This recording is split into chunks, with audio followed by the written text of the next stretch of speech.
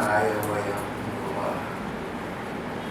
श्रीमद् भागवत से भगवान कृष्ण की कथा प्रसंग चल रहा है। भगवान मथुरा विराज रहे थे। उनका अवतार दुष्टों का उद्धार करने के लिए हुआ था और सत्पुरुषों की सहायता करने के लिए हुआ था। दुष्टों में ऐसी दुर्जन, ऐसी खल, इस प्रकार के लोग थे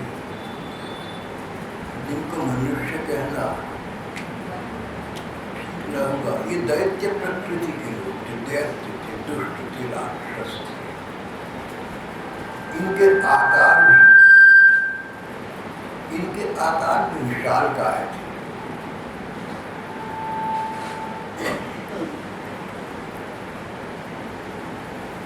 कंस अपने पिता को कारागार में डालकर स्वयं राजा बन बैठा था।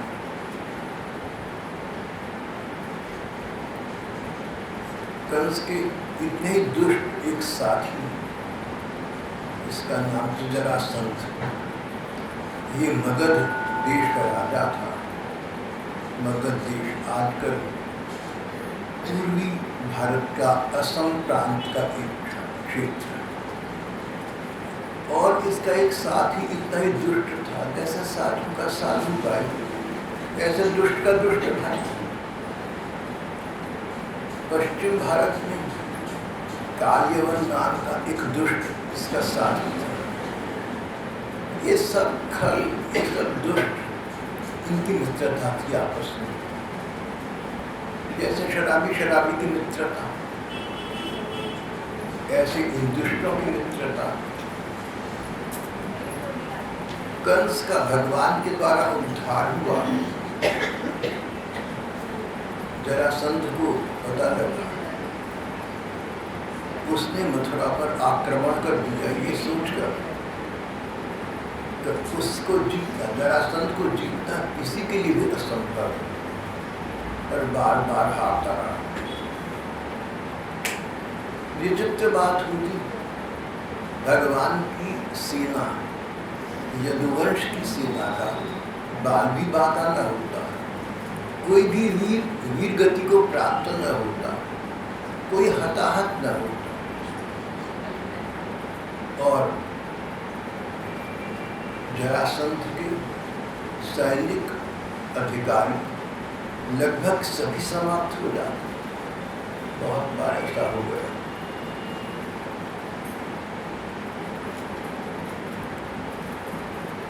पश्चिम भारत में काल्यवन नाम का एक दुष्ट दुर्जन निवास करता था।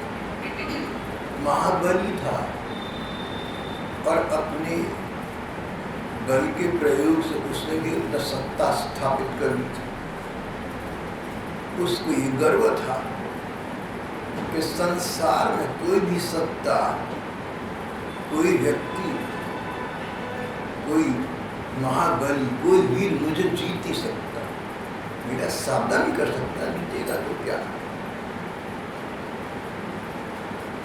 एक बार कहीं आते जाते मार्ग में काल्यवन नारद जी को मिला। नारद जी बोले, काल्यवन, तुम यहाँ मौज मस्ती कर रहे हो, तुम्हारा साथी कंस मारा गया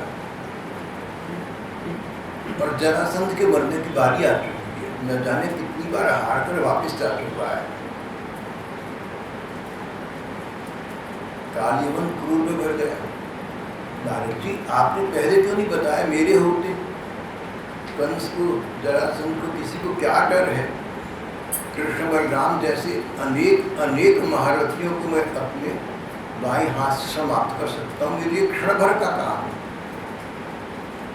नारद जी मन में जानते थे कि ये दुष्ट है, पापी है, इसने इतने पाप किए हैं कंस की बात, जरासंध की भांति, कि अगले जन्म में अनंत काल तक अपने पापों का दंड भुगतने के लिए इन्हें नरक की असह्य यातना भोगनी। नारद जी नहीं चाहते थे कि पापी तो हैं लेकिन यातना भोगें। क्यों? नारद जी ने सोचा अगर भगवान के हाथों इनका उद्धार हो जाए तो नरक में अनंत यातना से बच जाएंगे, सद्गति को प्राप्त हो जाएंगे। नारद जी ने कालयवन को उकसाया। कालयवन ने निर्णय कर लिया अपनी सेना लेकर मथुरा जाऊंगा, और वो मथुरा आधम का मथुरा नगरी के मुख्य द्वार पर आकर प्रतीक्षा करने लगा कि कृष्ण बलराम अब इस बार अपनी सेना लेकर आएंगे तो मैं इनको समाप्त कर दूंगा, मेरे लिए क्षण भर का काम।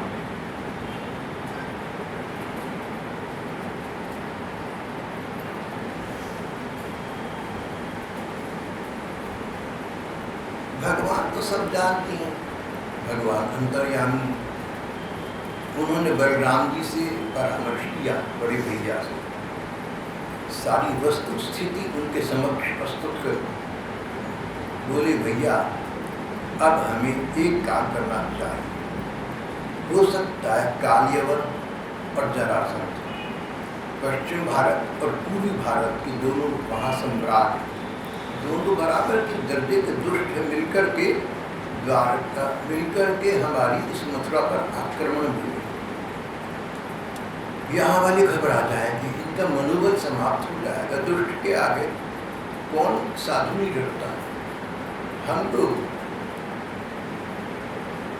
आंध्र प्रदेश में आज के गुजरात में हम समुद्र के किनारे द्वारका नाम का एक दुर्ग बनाएंगे, द्वारका नाम की एक नगरी बसाएंगे। अपनी महामाया अपनी शक्ति के माध्यम से मैं रातों रात सारे यदुवंशियों को द्वारका नगरी भेज दूंगा, वे वहां सुरक्षित रहेंगे। और जो बचे कुछ शेष लोग हैं उनकी रक्षा के लिए भैया बलराम जी आप यहाँ मथुरा निर्णय हो गया। ऐसा ही हुआ। अगले दिन सुबह को श्री कृष्ण बिना कोई शस्त्र लिए, सेना की तो बात क्या, बिना कोई आयुध लिए, बिना कोई अस्त्र, बिना कोई शस्त्र लिए निकल पड़े घर से। मथुरा नगरी से बाहर आए द्वारका जाने के। अस्त्र लिया न शस्त्र लिया। अस्त्र तलवार छुरा, शस्त्र दोबारा शस्त्र तलवार छुरा इत्यादि, और अस्त्र जिनमें कुछ चमत्कारी शक्ति हो, जैसे इंद्र देवता का दिया गया कोई बाण हो, शिवास्त्र हो, शिव बाण हो, जिनमें कोई तपस्या की तपोधन की शक्ति हो। अस्त्र शस्त्रों से अधिक भयंकर हो। अस्त्र का प्रहार करें तो शत्रु को समाप्त कर देगा क्षण भर, पर कहीं विधि विधान गलत हो जाए तो अस्त्र चलाने वाले को नष्ट कर देगा। अस्त्रों का ये विधान। श्री कृष्ण के पास अस्त्र शस्त्र तो अनेक थे, पर उस दिन उन्होंने मन में सोचा कि अगर मैं अस्त्र शस्त्र लेकर बाहर निकलूंगा और कालयवन मिला तो युद्ध की सोचेगा, और अगर मैं अस्त्र शस्त्र बिना लिए बाहर निकलूं तो सीधा मुझ पर झपटेगा, ये सोच करके इसके पास तो न अस्त्र है न शस्त्र है, एक क्षण में इसका काम तमाम लिए देता हूँ। भगवान बिना अस्त्र शस्त्र लिए नगरी के मुख्य द्वार से बाहर निकली। देखा सचमुच सामने कालयवन खड़ा है। उसने देखा अरे मेरा शत्रु बिना अस्त्र शस्त्र के अकेला नगरी से बाहर आ रहा है, भाग्य ने अच्छा अवसर दिया, मैं इसको भी समाप्त करूं। जैसे कोई हाथी किसी छोटे से गुलाब के फूल को मसोड़ कर फेंक दे, ऐसे कृष्ण का अभिवत करो। लेकिन यहाँ एक बात हुई, सोचा कि ये कृष्ण है भी सही मैंने कभी इनको देखा नहीं, नारद जी से सुना है। नारद जी से पहचान पूछी थी, उन्हें कृष्ण का हुलिया बताया था। उन्होंने कहा था कि श्री कृष्ण सुंदर हो, इतने सुंदर है कि सुंदर है क्यों न सुंदर, जो सब कुछ सुंदर व्यक्ति उसका क्या सुंदर नहीं होता, उसके अंग अंग सुंदर होते हैं, अंग प्रत्यंग सुंदर होते हैं। अंग जैसे हाथ, पांव, आँख, कान, नाक इत्यादि, प्रत्यंग सुंदर। अंगों के अंग जैसे हाथ की अंगुलियां, अंगुलियों के नाखून, सुंदरी क्यों सुंदर, जो सुंदर है उसका क्या सुंदर नहीं है, अंग प्रत्यंग सुंदर है। हंसना, बोलना, उसका क्रोध करना भी सुंदर लगेगा, लड़ाई करेगा वो भी अच्छा लगेगा, मिठास से सब जगह। गुलाब के फूल को कीचड़ में फेंक दो तो अपनी महत्व में बहुत छोड़ देगा। नारद जी ने सब बता दिया था, कृष्ण है, बहुत सुंदर हैं, सुकुमार हैं, उनके चेहरे पर मुस्कान खिलती रहती है, गले में माला है, उनका श्याम शरीर सांवरा नीले पंतुलिया उनका शरीर का वर्ण है, रंग है। नारद जी ने जो श्री कृष्ण का अता पता बताया था, एक क्षण में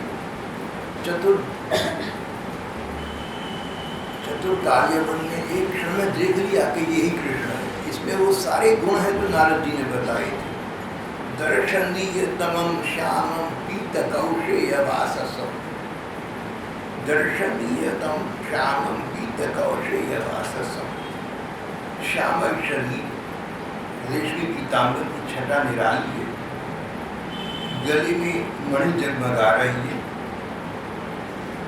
खिले हुए कमल के समान कोमल रत्नारी नयन है, चेहरे पर आनंद खेल रहा है, मंद मंद मुस्कान है, कान में कुंडल झिलमिला रहे हैं, नित्य प्रमुदितम शुचिस्मितम मुखारविंदम, नित्य प्रमुदितम। नारद जी ने ये लक्षण बताया था, कृष्ण है ना, ये प्रमुदित रहते, प्रसन्न रहते हैं, इनका चित्त प्रसन्न रहता है। परिणाम ये कि इनके मुखड़े पर प्रसन्नता खेलती रहती है, होठों पर मुस्कान खेलती रहती है, प्रसन्न चित्त में ठहरे। नित्य प्रमोदितम, इनका प्रमोद, इनका प्रसन्नता का आनंद नित्य सदा बना रहने वाला है।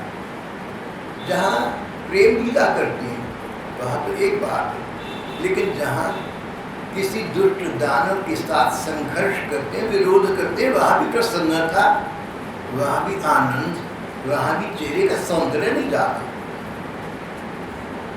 सुंदर है कितना सुंदर, मधुराधिपति रखे मन, नित्य प्रमुदित। प्रत्येक परिस्थिति में अनुकूल हो या प्रतिकूल हो, अपने भले में हो या अपनी विरुद्ध दिखती, श्री कृष्ण ऐसे हैं कि प्रत्येक स्थिति में प्रसन्न रहते हैं। प्रत्येक स्थिति में प्रसन्न रहना, अच्छा हो बुरा हो, मन के अनुकूल हो, मन के प्रतिकूल हो, वही व्यक्ति प्रसन्न रह सकता है जिसमें ज्ञान बुद्धि है, जिसमें विवेक है। तो ये सोच सकता है हर समय के संसार है, 4 दिन की चांदनी है, वास्तविक जीवन नहीं है, ये तो जीवन की छाया माया है। तो वास्तविक जीवन तो आगे आएगा कभी, अभी तक सपना चल रहा है। जो संसार को स्वप्नवत दिखता है, जो संसार को 4 दिन की चांदनी समझता है, जिसका संसार एक नाटक, एक खेल लगता हो, जो अपने आप को उसमें अभिनय करने वाला एक खिलाड़ी मानता हो, ऐसा व्यक्ति सुख और दुख दोनों में प्रसन्न चित्त रह सकता है। जैसे कोई व्यक्ति नाटक में अभिनय करता है, कभी सुखी होने का, कभी दुखी होने का, पर मन में उसको न सुख होता है न दुख होता है, जानता है नाटक को केवल अभिनय करता है। श्री कृष्ण का ये स्वभाव है, वो तो नित्य प्रमुदित, सदा प्रसन्न रहते हैं, शुचिस्मिता, और उनकी मुस्कान में एक निर्मलता है। कईयों की मुस्कान बड़ी टेढ़ी होती है, कईयों की मुस्कान बड़ी छल भरी होती है, और कईयों की मुस्कान ऐसी कैसी होती है, उनका क्या वर्णन करना है। यहाँ तो प्रश्न ये चल रहा है शुचिस्मिता, श्री राधिका जी का एक नाम है शुचिस्मिता, निर्मल मुस्कुराहट। जिसका हृदय निर्मल है ना, भोले भाव से हंस पड़ा। बहुत से इतिहासकारों का कहना है गांधी जी, उनकी मुस्कान में बचपन था, भोलापन था, जैसे बचपन का होता है, भोले बच्चे की तरह गांधी जी हंसते थे, चाहे बड़ी बड़ी अंग्रेजी सरकार के अधिकारियों से बात करते। बहुत से महापुरुषों में लक्षण पाया गया, भोली मुस्कान, निर्मल प्रसन्नता, ऐसा चेहरा देखकर लगता है कि व्यक्ति निर्मल है, निष्पाप है, निष्कपट है, इसमें कोई विकृति नहीं है, कोई विकार नहीं है। फिर श्री कृष्ण तो सबके इस प्रकार के सत्पुरुषों के नियंता ठहरे। नित्य प्रमुदितम शुचिस्मितम मुखारविंदम, इस प्रकार के श्री कृष्ण। कालियवन ने सोचा कि इतना सुंदर, मन को इतना लुभाने वाला, एक बार देखने पर दिल चाहता देखे ही जाए, अपलक देखे जाए। यही वासुदेव है, यही वसुदेव जी का बेटा कृष्ण है। नारद जी ने जो जो लक्षण बतलाए थे सभी तो इसमें है, तो ये दूसरा कोई तो हो नहीं सकता, पर इस समय बिना अस्त्र शस्त्र के पैदल ही चला आ रहा है, इसलिए मैं भी इसके साथ बिना अस्त्र शस्त्र के लड़ूंगा और एक क्षण में समाप्त करूंगा। कालियवन में इतनी धर्म बुद्धि थी जो आज के युग में जो सुसभ्य लोगों में भी नहीं है, राष्ट्र में नहीं। कालियवन तो दैत्य था, दुर्जन माना गया, तो इतनी धर्म बुद्धि उसमें भी थी। किसी के साथ युद्ध करना है तो बराबरी के धरती पर करना, अगर दूसरा निशस्त्र है तो तुम भी शस्त्र त्याग कर निशस्त्र होकर युद्ध करो। मुकाबला होगा तो बराबर की लोगों को होगा। एक पागल के पास तलवार है, उसको नचा रहा है, दूसरा भोला भाला उसको समझाने जाए तो पागल तलवार हाथ में क्या सोचेगा, गला काट देगा। लेकिन जो विवेकवान व्यक्ति है, जो ठीक है, जो पागल नहीं है, जिसकी समझ काम कर रही है, उसको चाहिए कि दूसरे के साथ बराबरी का मुकाबला करे, अपने स्वाभिमान की रक्षा करे, अपने धर्म की रक्षा करे। धर्म की रक्षा यही है, स्वाभिमान यही कहता है कि झगड़ा लड़ाई करना के बराबर की शक्ति वाले के साथ करना। दूसरे के पास अस्त्र शस्त्र हो तो तुम भी अस्त्र शस्त्र का प्रयोग करो, दूसरे पे ना हो तो तुम भी मत करो। इतना धर्म तो काल ने भी जानता था, दोबारा कहूँगा, इतना अर्थ तो कालियवन जानता था। उसने कहा कि निहत्था आ रहा है, मैं भी निहत्था युद्ध करूँगा। और मन ने सोचा कि अगर इसके पास सारे अस्त्र होते, सारे शस्त्र होते और कई अक्षौहिणी सेना इसके साथ होती तो भी मैं अकेला बिना किसी अस्त्र शस्त्र के इसको समाप्त कर देता। मुझे अस्त्र शस्त्र की आवश्यकता भी क्या है, मुझे संसार का सबसे महाबली, सबसे बली व्यक्ति, ऐसा निश्चय करके कालियवन भगवान को दौड़ा। तो एक महात्मा कहने लगे, इस विषय में समीक्षा करके, आलोचना करके, व्यंग्य के स्वर में, परिहास के स्वर में कहने लगे, देखो श्री कृष्ण का, भगवान का स्वभाव है, स्वभाव यह है कि वो विशेषतः अपने भक्तों में कोई कमी नहीं रहने देते, कमी नहीं रहने देते। अगर किसी भक्त में अहंकार हो, गर्व हो, उसे तो बिल्कुल नहीं रहने देते।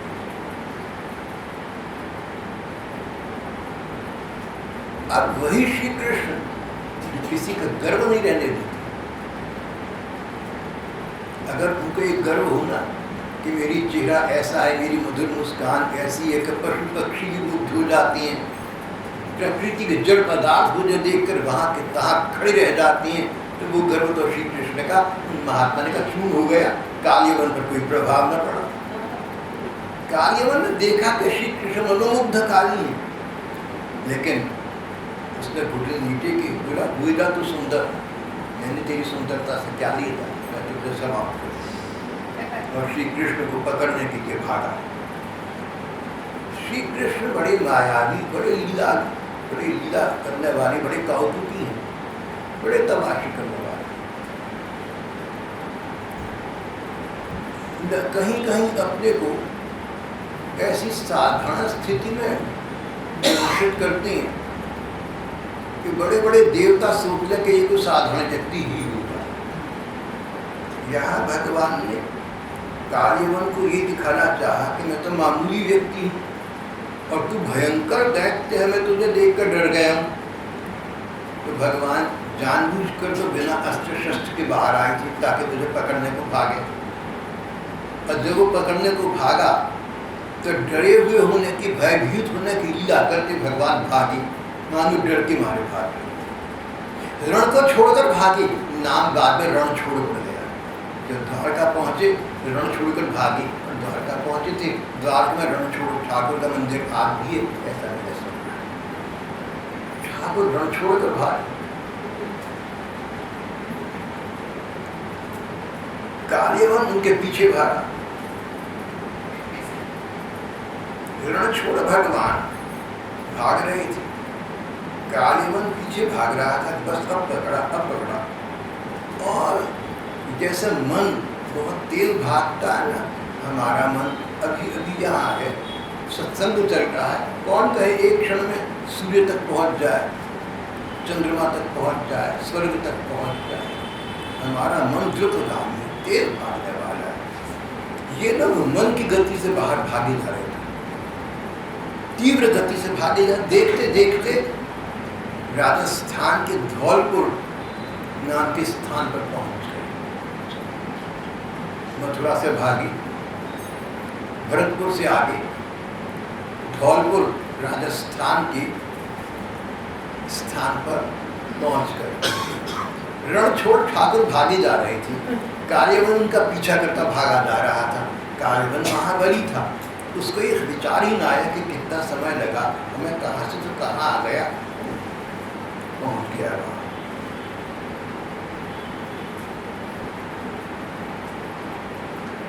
कालियवन पीछे से श्री कृष्ण पर आक्षेप, उन पर दोष लगाता, उनको कलंकित करता, उनको डांटता, उनका अपमान करता। अरे डरपोक, बड़ा बहादुर सोना था, अब तुझे देखे ना कैसे तू मेरे से डर के भागा जा रही है, तेरी सारी भगत, तेरी भक्ति छोड़। इस प्रकार के दुर्वचन बोलता हुआ कालियवन भगवान कृष्ण के पीछे जा रहा था। भगवान ने कालियवन के एक भी उद्गार का उत्तर न दिया। विद्वान जन कहते हैं कि कोई व्यक्ति तुम पर आक्षेप लगाए, कोई तुम पर दोष लगाए, कोई कलंक लगाए, कोई तुम्हारा अपमान करे, कोई तुम्हारा तिरस्कार करे, आवश्यक नहीं है कि तुम उसको उत्तर देने में अपना समय नाश करो। भला वो तुम्हारे उत्तर को मानेगा या समझेगा, कुछ भी नहीं। प्रत्येक वार्ता का उत्तर देना न तो आवश्यक है न बुद्धिमत्ता है। किसी की बात का उत्तर तभी दो जब उस उत्तर की कोई यूटिलिटी, कोई उपादेयता हो, और नहीं तो चुप कर जाओ। श्री कृष्ण ने कोई उत्तर नहीं दिया। बहुत से मैंने ऐसे महापुरुष देखे हैं जो व्यर्थ वार्ताओं का या आलोचना का उत्तर नहीं देते, मुस्कुराकर बात को समाप्त कर देते।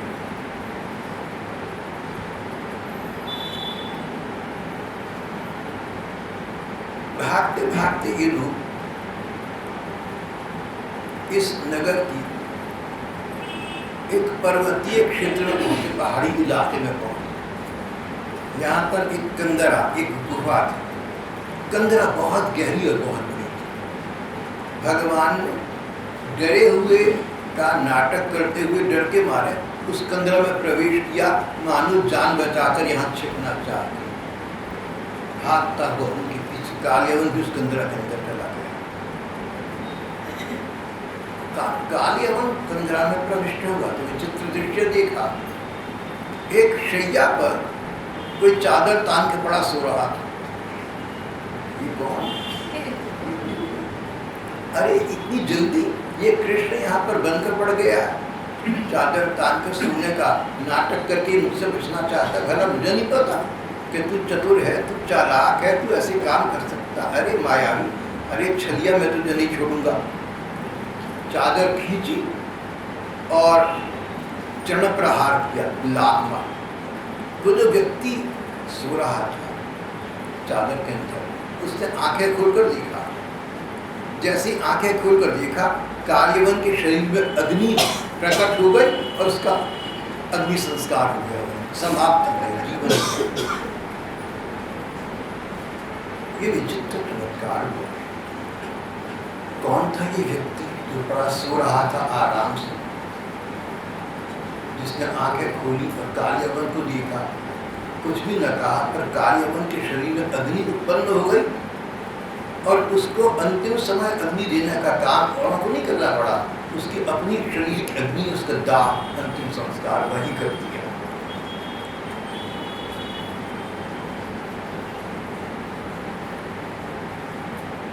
इतनी कथा सुनकर राजा परीक्षित जो कथा सुन रहे हैं भागवत की, उन्होंने सुखदेव जी से पूछा। सुखदेव जी कथा सुना रहे हैं। राजा परीक्षित सुखदेव जी से, भगवान ये आपने जो कथा सुनाई कुछ रोचक और जिज्ञासा उत्पन्न करने वाली है।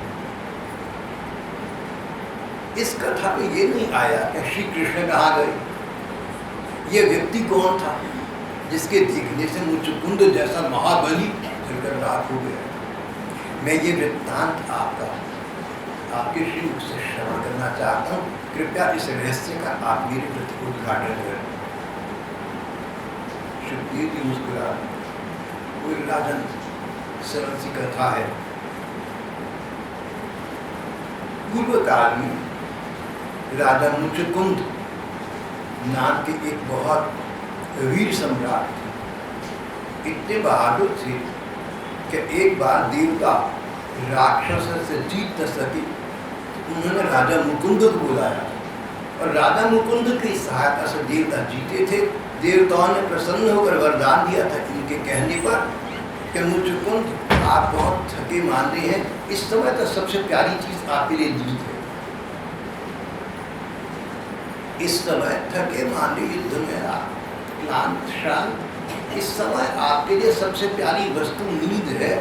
मुचुकुंद ने कहा, अगर आप देवता मुझसे प्रसन्न है तो आप मुझे यही वरदान दीजिए कि मैं चैन से सो सकूं, कोई मुझे विक्षिप्त न करे, कोई मुझे डिस्टर्ब न करे।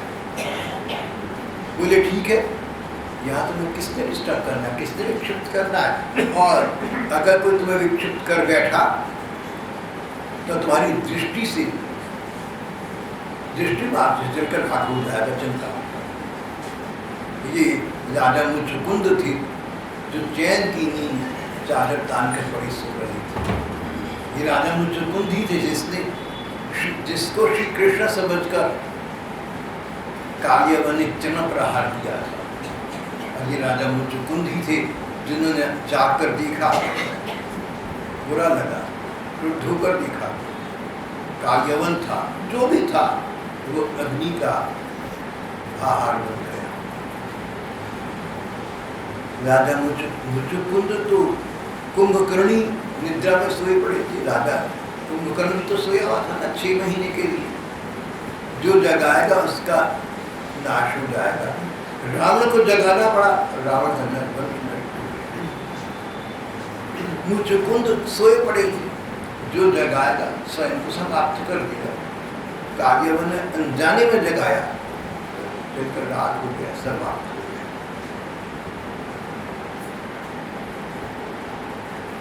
भगवान की लीला निराली है, विचित्र है। कालियवन का उन्होंने उद्धार राजा मुचुकुंद के इस क्रोधाग्नि से किया। फिर भगवान कंदरा के अंतर, कंदरा के भीतर जहाँ प्रविष्ट हो गए थे वहाँ से निकलकर आए। राजा मुचुकुंद के सामने साक्षात भगवान खड़े थे। ये विचित्र दृश्य था। ऐसा दृश्य मैंने किसी साहित्य में संसार में पढ़ा नहीं, सुना। दृश्य ये कि साक्षात भगवान राजा मुचुकुंद शैया पर आराम से बैठी हैं, उनके सामने भगवान कृष्ण खड़े हैं। मुचुकुंद क्या जाने कि कृष्ण कौन है।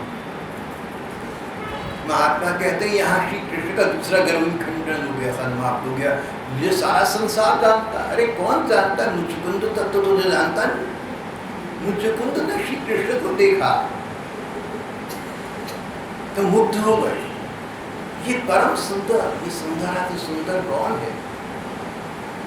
मनुमुग्धकारी, मंदस्मित श्रुतिस्मित, कमल नयन, कमल मुख, इतना सुंदर तो कोई व्यक्ति कभी देखा ही नहीं। इसके श्री विग्रह से हल्की हल्की महक, एक अच्छी सी सुगंध आ रही। इसकी दृष्टि में कुछ जादू है, कौन सोचता है? सोचता हूं कि स्वयं भगवान होंगे, लेकिन भगवान मुझ पर इतनी महती कृपा क्यों करने लगे? मुझ में ऐसा क्या है कि भगवान साक्षात प्रकट होकर मुझे दर्शन दी? न तपस्या की, न प्रार्थना की, न भजन किया, न मांगा, न कुछ करा। भगवान तो नहीं हो सकते, लेकिन भगवान के अतिरिक्त कोई इतना सुंदर हो, ऐसी कल्पना मैं नहीं कर सकता। भगवान सामने खड़े मुस्कुराएगा, ये बोली। तब मुचुकुंद ने उनकी प्रार्थना की, ये सारी बातें कही जो मैंने आपसे अभी करनी है। और अंत में कहा, भगवान मैं ये जानना चाहता हूँ कि आपको, मैंने आपसे कहा था विश्व साहित्य के इतिहास में मैंने ऐसा दूसरा उदाहरण नहीं पढ़ा जहाँ पर किसी ने परमात्मा से पूछा हुआ भी। बोला आप कौन हैं, मैं ये जानना चाहता हूँ। ये प्रश्न सुनकर श्री कृष्ण, जिनको इस प्रश्न की आशा कभी हो न सकती थी, मुस्कुराते।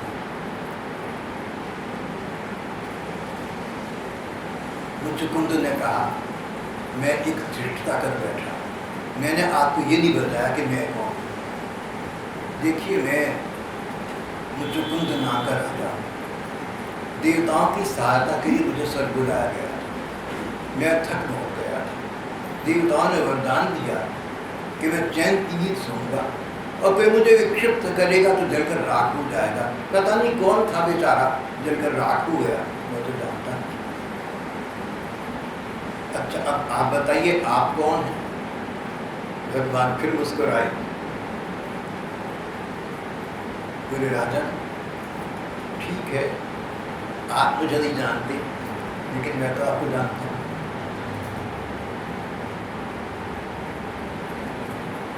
एक व्याख्याता ने कहा कि ये जीवन की वास्तविकता है, ये मानव जीवन की वास्तविकता है। भगवान को हम जानते हैं, हम भगवान को नहीं जानते।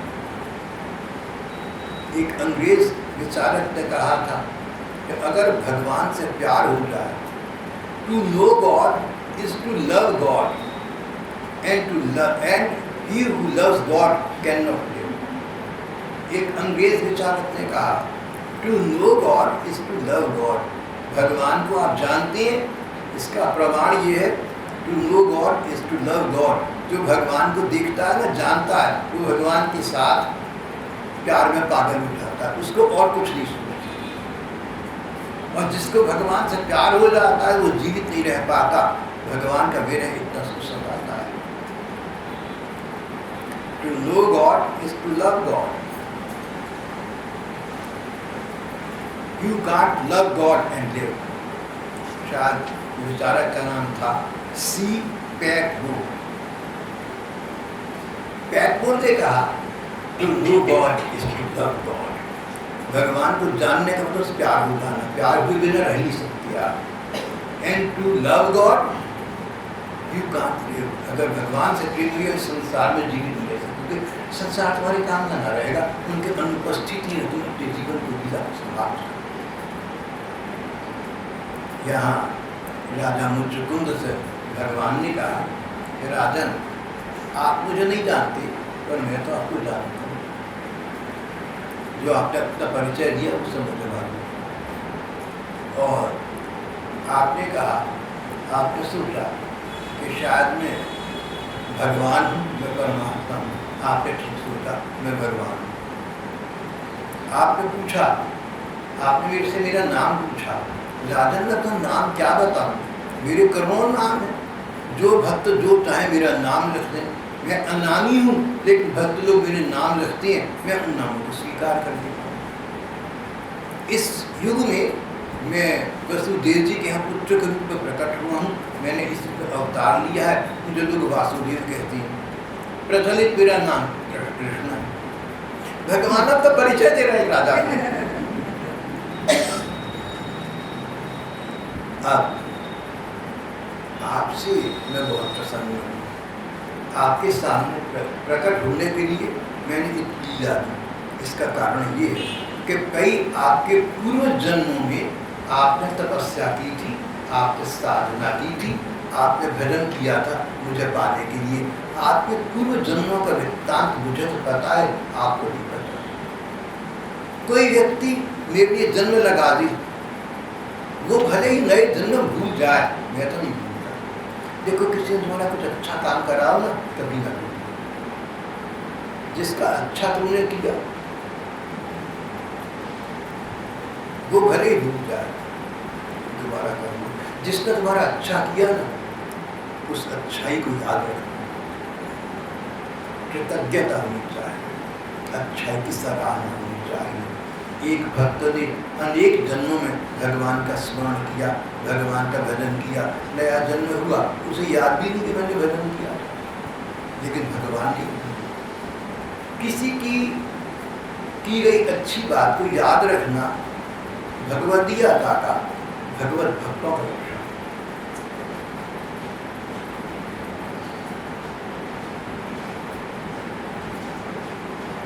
अच्छा भगवान, अच्छा राजा, मैं आपसे प्रसन्न हूँ इसलिए कि आपने मेरे लिए भजन, तपस्या, स्मरण अनेक अनेक जन्मों अनंत काल तक किया है। उसी का फल प्रदान करने, वर देने के लिए मैं आपके सामने उपस्थित हुआ। आप बताइए मैं आपका क्या प्रिय कार्य करूं, मैं आपको क्या वर प्रदान करूं।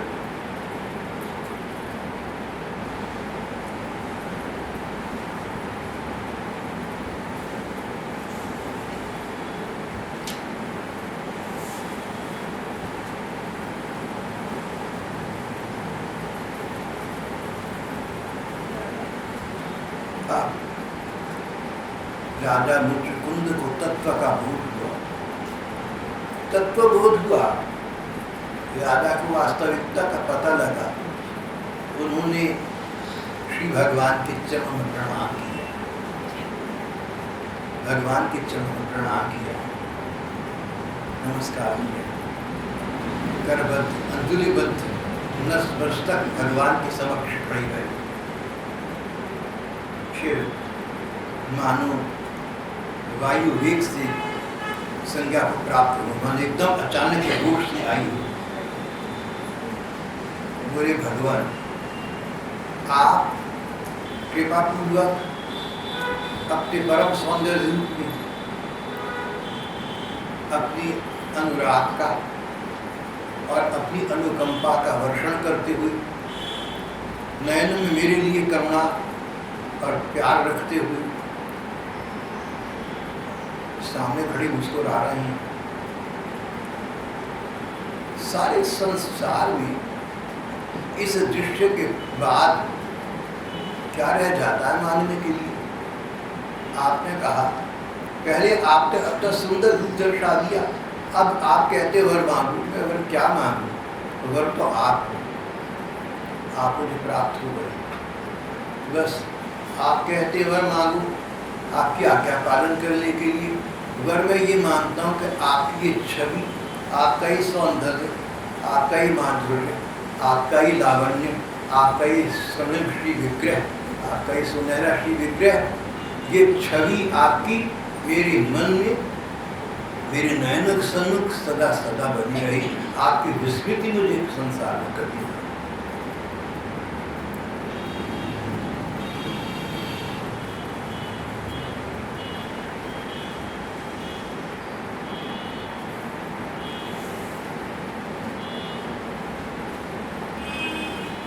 कामयिन्यं तव पाद सेवना। भगवान, आपकी चरण सेवा की अतिरिक्त, आपकी प्रसन्नता का संपादन करने अतिरिक्त मेरे पास और वर मांगने के लिए शेष रही क्या जाता है।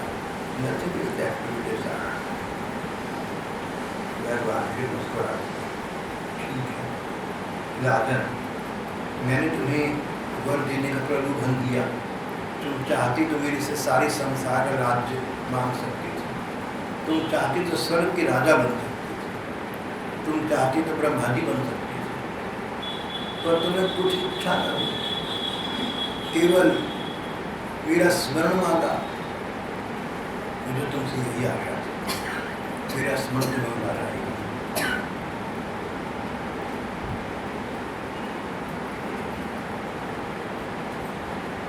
पर भगवान कृष्ण ने कहा, राजा एक छोटा सा इस विषय में अंतराल तो भुगतना पड़ेगा। राजा होने के नाते भलाई प्रजा के कल्याण के लिए सही, आपने कई बार ऐसे यज्ञ किए जिनमें पशु बलि दी गई। पशु की बलि देना निर्दयता है, किसी भी कारण से दी जाए। पशु बलि आपने यज्ञ में दी, वो संस्कार अभी आपको भुगतने अवशिष्ट है। उसके पश्चात आप अपने शुद्ध बुद्ध स्वरूप में स्थित हो जाएंगे और मेरे से आकर नित्य साक्षात्कार हो जाएगा, आपको मेरी नित्य ध्यान की प्राप्ति हो जाएगी, पर थोड़ी प्रतीक्षा करनी पड़ेगी। अभी आपका एक जन्म होगा, जो आपने पशुओं का वध किया, उस जन्म में वध का वो आपका पाप नष्ट हो जाएगा, धुल जाएगा। अगले जन्म में आप एक ब्राह्मण बनेंगे, आप जीव मात्र के सच्चे हितैषी होंगे, मेरा स्मरण आपको प्राप्त होगा और ब्राह्मण योनि के पश्चात आप मेरे परम धाम को प्राप्त कर लेंगे। मैं आपको आश्वासन देता हूँ। यहाँ राजा मुचुकुंद भजन तपस्या करने के लिए वन में चले गए और भगवान श्री कृष्ण द्वारका के लिए आगे बढ़ गए।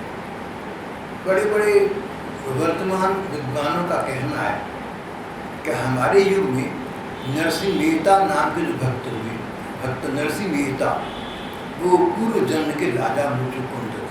मुझे नहीं पता, देखो मैं कोई न भविष्य वक्ता न भूत वक्ता, मुझे तो पता नहीं पाता, लेकिन बड़े बड़े विद्वानों का ये कहना है कि हमारे युग के भक्त नरसिंह मेहता पूर्व जन्म के राजा मुचुकुंद थे और अब उनका ये अंतिम जन्म था। इसके बाद उन्होंने सदा सदा के लिए भगवत प्राप्ति कर ली। कदाचित ऐसा होगा।